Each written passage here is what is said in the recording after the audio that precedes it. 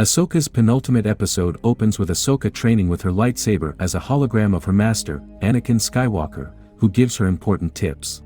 Huyang comes in, and she temporarily pauses her training to announce that Anakin has left her 20 holograms, and it's evident that the recent encounter with her master in the world between worlds has impacted her. The droid informs her that the Purgils, the space whales Ahsoka and Huyang have hitched a ride with, are almost at their destination.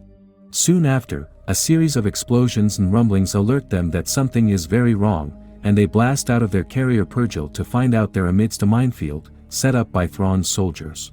As they start escaping the minefield, the scene cuts to the New Republic, where Hera Syndulla awaits trial. Having led a mission into an unknown galaxy, Hera is standing before the Senate as Senator Ziorno chews her out for going away on her own.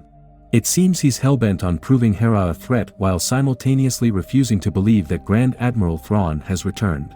Hera's rescue comes in the form of C-3PO, who informs the Senate that Hera's leave had been sanctioned by Senator Organa and that she was well within her rights.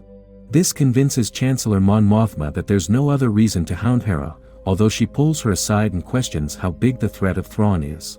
Hera alerts her that they need to prepare for the worst because Thrawn's threat is very real.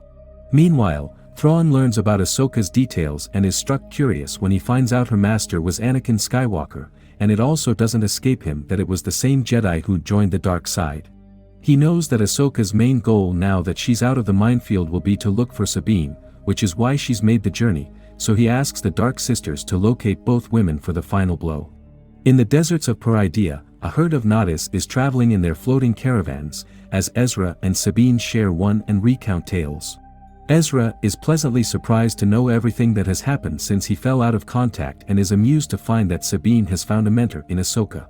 This happy reunion is paused when Sabine is contacted by Ahsoka through the Force, and the moment a connection is established between the two, the sisters triangulate Ahsoka's location. Thrawn sends his fighter planes after her, and a battle ensues. Ahsoka's ship begins swerving through the attackers that are chasing her as they near the area where Ezra and Sabine are trapped. Huyang advises against Ahsoka jumping in to join the fight because it can be very dangerous for her, but she asks him to be optimistic as she leaps out. Away in the distance, Baylan Skoll and his men Shin Hati have been watching the Natis moving, and Shin has alerted Thrawn of Sabine's location as well, and more night troopers fly in. However, Baylan doesn't join his trainee in the fight any longer because he says she's rather ambitious, and his path doesn't align with hers. Before leaving, though, he does warn that blindly chasing victory can get one killed. Soon, Shin is off to battle as Baylan is left to witness from afar, until Ahsoka's crash landing brings him out of his reverie. He lets her know that he can't let her pass through, and the two Jedi exchange clashes with their weapons until Ahsoka thinks of a distraction. Using the lasers from the ships flying above, Ahsoka escapes, but Baylan doesn't chase her. This shows that his heart isn't fully in the fight.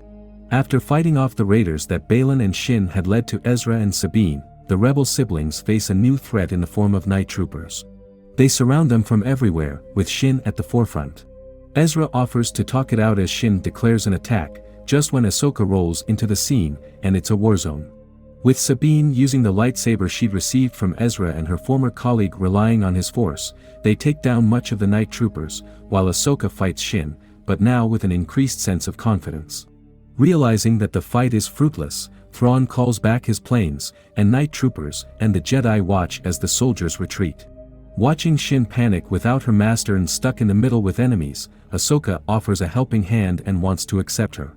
However, Shin escapes quickly, and it's made certain that without her master, she's not yet ready to take on all the challenges.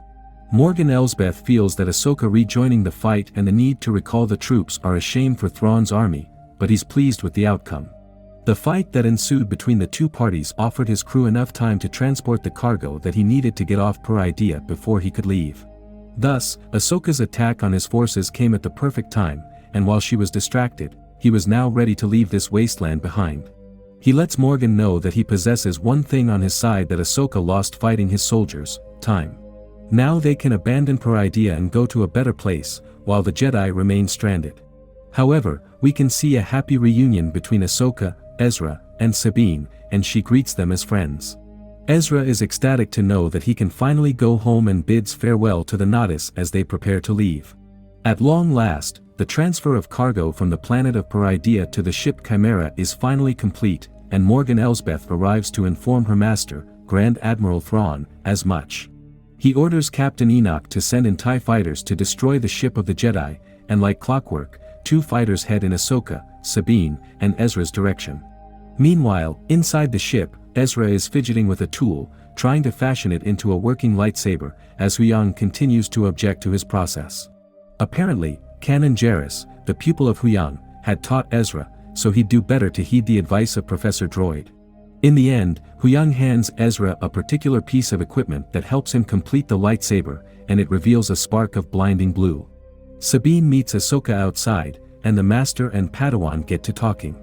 The apprentice apologizes to Ahsoka for following her heart and going away with Baylan Skoll, but Ahsoka quickly forgives the young Mandalorian-turned-Jedi. She knows that she'd been Sabine's age once, and she promises to keep her vow as a master and support her through thick and thin, just as Anakin had supported her. The conversation is broken up as 2 TIE fighters zoom past the ship and the Noti moving houses, and Ahsoka's ship takes continuous damage. Realizing they can't shoot down the fighters with their current weaponry, Sabine launches the ship into the fighters, and they shatter like straw houses. However, Ahsoka's ship has taken a beating as well, and they need to repair it before it can fly anywhere. Leaving Huyang and the Natis to repair their ship, Ahsoka, Sabine, and Ezra head towards Thrawn's HQ atop 2 howlers. Morgan has proven herself to be quite loyal to Thrawn and the Night Sisters of Peridea, so it's time to reward her actions. The 3 sisters join hands and start chanting a spell, which gives Morgan the same blackish face tattoos and darkened pupils as the sisters, making her one of the Night Sisters. Moreover, they join hands to produce the Blade of Talzin, which exudes green embers. Now, Morgan is ready to take down any foe that might stand in her way. With the Jedi charging towards Thrawn, he commands his pilot to fire at them from the ship because he knows it's futile to argue with the Jedi that Darth Vader trained. The heroes dodge the raining hellfire and use the Force together to pry open the massive gates to Thrawn's palace, making their way inside. The trouble isn't over, however, as a horde of night troopers rushes towards the 3 Jedi, now brandishing lightsabers. With a plethora of slashes and blaster shots thanks to Sabine, all the troopers are cut down and killed. But with their backs turned to the army of Thrawn, the Jedi don't realize that the trooper corpses are brought back to zombified life by the magic of the Night Sisters. Again and again, the Jedi kill the corpses, and repeatedly, they return to attack as an army of the undead. With Ahsoka engaged with the undead troopers, Ezra and Sabine take on 2 super troopers, but they prove more difficult to defeat than the usual cannon fodder troopers. With Sabine almost on the verge of being strangled and her saber flung out of her reach, she finally masters the Force and uses it to stab it into her attacker's throat, while Ezra decapitates his opponent. They start running towards Thrawn's ship, which has by now taken flight, and there's an enormous chasm between themselves and the Chimera, but Sabine asks Ezra to trust her. He takes a leap of faith, and using her Force, she helps him up Thrawn's ship. However, when it's her turn to jump, she realizes there's something she needs to do before. Ahsoka has been fighting with Morgan until now, and with her new Night Sister powers, she proves to be a formidable opponent for Ahsoka. With rapid exchanges of the sabers and the blade, the Jedi loses one of her sabers, but in a last-ditch attempt, she manages to cut Morgan across her stomach, killing her. Thrawn learns of his follower's death and just comments that she's fulfilled her part in the story. With the zombie troopers now surrounding Ahsoka to take her down, she's aided by her Padawan Sabine, who helps her fight off the undead, until Thrawn's ship starts firing at the building they're fighting in. With the building on the verge of collapse, the Master and her Padawan jump off the wing of Ahsoka's ship as they race to catch up with the Chimera. With a little distance between the 2 ships, Thrawn makes the jump into hyperspace, as Ahsoka's ship is heavily impacted by the blowback. On the planet Peridea, Ahsoka and Sabine live amidst the Noti settlement, and they're busy fixing their badly damaged ship as Sabine wonders whether Ezra went home safely. Ahsoka assures her that he has definitely found his way home. We see a brief scene of Shin Hati walking up to the Red Bandits and raising her saber to find her way into their tribe. Her master, Baylan Skoll, stands all alone on a carved rock, overlooking a vast expanse, and his fate remains unknown. Meanwhile, a New Republic ship receives a small Empire ship, and out comes a night trooper. As Hera Syndulla and the others raise their blasters at this sudden arrival, the trooper takes his helmet off, and underneath the uniform is Ezra Bridger, showing that he's managed to find his way home. Sabine had completed her duty, although she didn't know it yet. Ahsoka stares into the void, and what she doesn't notice is that the spirit of her master, Anakin Skywalker, is studying her, waiting to see her next move. Thus, the first season of Ahsoka ends with Grand Admiral Thrawn escaping and Morgan Elsbeth's death. However, the death of Morgan seems very rushed, and there isn't enough character building for this devoted follower of Thrawn to make her death seem very impactful. There needed to be more of a backstory to this character, and once again, it showcases how Star Wars, in the later years, relied more on fancy and colorful lightsaber battles than actual stories. Be that as it may, the first season ends with Ezra Bridger managing to go home and meet with his old crew from Rebels, which was what Sabine had set out to achieve from the beginning.